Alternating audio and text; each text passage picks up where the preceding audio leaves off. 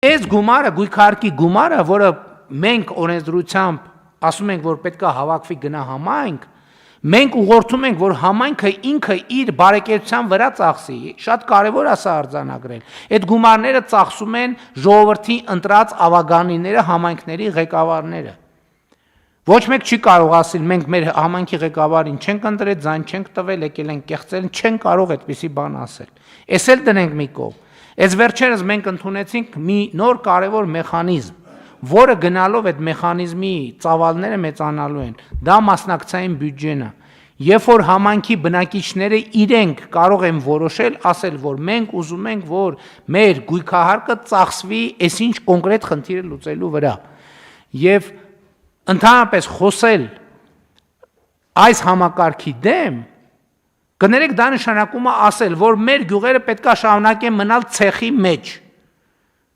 եթե չունես կես մետրանոց ռեզինի սապոգներ, նշանակում է դու պետք է գյուղում տնից դուրս չկարողանաս գալ,